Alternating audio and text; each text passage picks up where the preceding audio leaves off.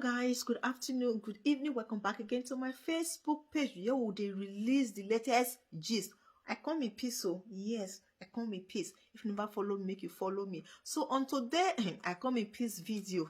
One lady, she don't give her life to Christ, so she can't she can't with their own now she started to confess to pastors when they say she don't sleep with this particular pastor. When she mentions so if you mention the pastor name they will block your channel. But now when my mouth now for here, they could hear the pastor name. I know when they block this small channel will beside the marriage. They could hear the pastor name. Una hear they go carry that because this prophet, this apostle, they finish for all this infidelity saga, for all this saga. They finish last year the same thing. This year, my people, they could hear by ourselves. No, let me talk this one.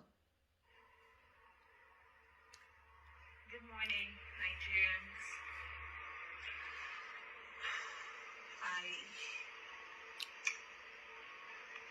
I have a confession.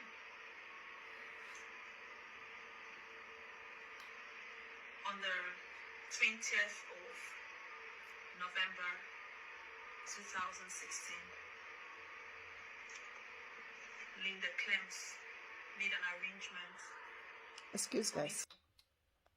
It's her sister's friend, a family friend, going to America. That was what she told me.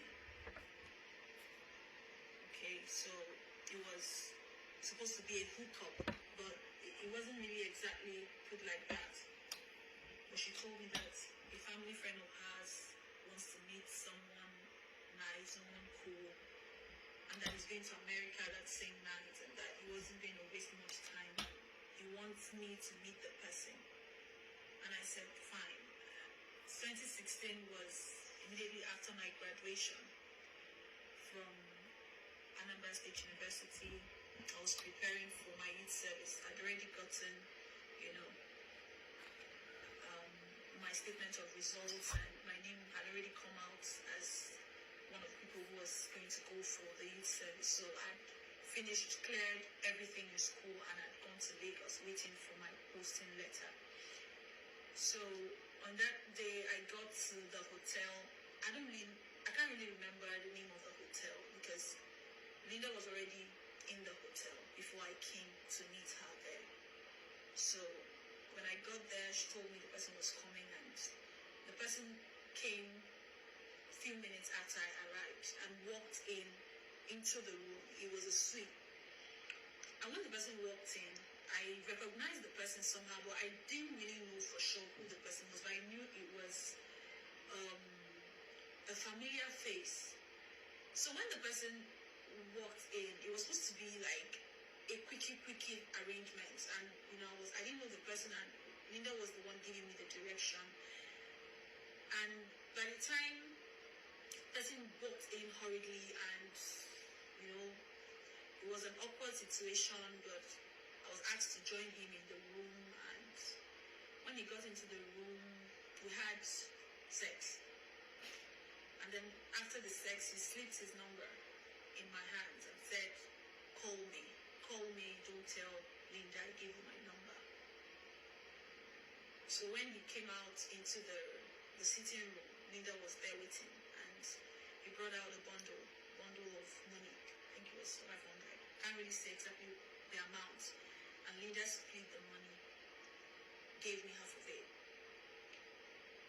Immediately he gave out the money, he went off because the idea was that he was traveling and that, he was, going against schedule. So he rushed off. He didn't spend up to 20 minutes in that apartment. And after then, I noticed that his face was really familiar, but I was really struggling in my head to, really ascertain where I knew the person from. So I was happy because at the time I needed a lot of money. I was broke. I left school broke. I was planning to go for youth service. I needed a lot of things. So, it felt good that because I saw the bundle of money and I got a good part of the money. So after that night, to the place at Ikeja. We had dinner. We even stopped to saw some girls hawking, and we said sensitizing the girls on why they shouldn't hawk and all of that. And I and Linda returned to the hotel. We spent the night. I know I woke up sometime 5 a.m. that morning, and I opened my phone. I was going through Insta blog post, and I saw Apostle Suleman, his posts on Insta blog. I think one of the sponsored posts of his programs, or one that he did, he gave somebody a car, something like that.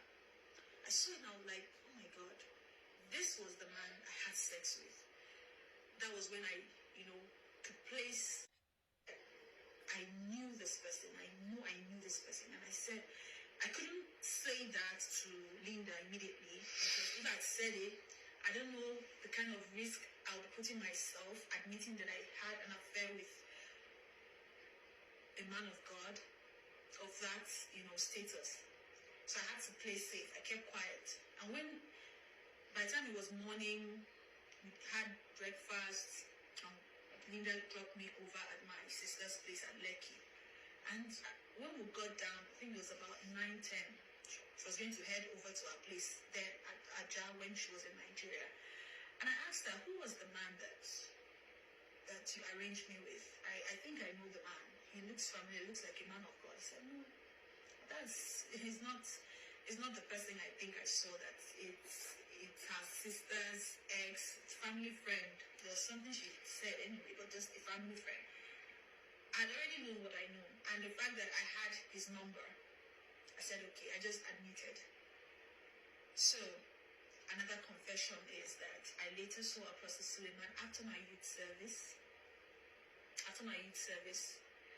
We're talking during the time, I think I wanted to be redeployed to Delta State, so I was asking him if he knows someone that can help me to get redeployed to Delta State, and he asked for my code, and I gave it to him. And even though that didn't work, I later served in Lagos, and after Kano youth service camping at Karaye, I went back to Lagos. And when I was in Lagos, there's a time he came to Lagos and he called me, and we saw the second time, and we had sex that second time at Oriental Hotels. He gave me another sum of money. Why am I doing this video now? Why am I telling this story now? Remember a few months ago, for some of you who are my ardent followers, I got baptized in the Redeemed Christian Church of God, where I confessed Jesus Christ as my personal Lord and Savior, where I agreed that as Jesus, was crucified, and as he was buried, in the process of the baptism I was buried, and as he resurrected, every of my sin died, and I am born again. It's been since 2016 till now. It's over 4 years to 5 years this event happened. And because after the second time I had sex with Apostle Suleman, and I just knew it was wrong, I had to stop. I stopped calling. He stopped calling. I deleted his number. I have been mourning this sin. It has been tormenting me. Every time his sexcapades or controversial news comes online, I get, I cringe in my spirit because I know the truth.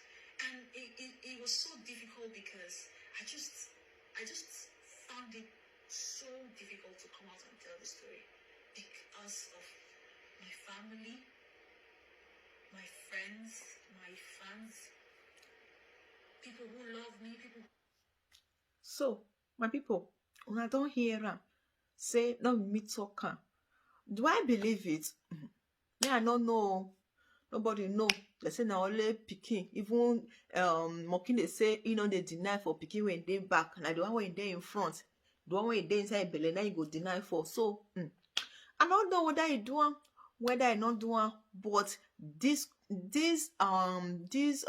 do you call an allegation of affairs here and there, it don't too much now. Stephanie Otobo come. Pastor wife won't come. That one. This one again. Me I not talk. Now let God come know who they lie. Do you understand? So we don't know whether this lady now Whether she really do am o, me I don't really know o. So now wetin I know reach my country people, make una still leave una comment for comment section. I know say some of una will still come dey curse me, I say na me do the confession. No, me do the confession, okay? No be me. Na blog I dey blog dey come. So my country people,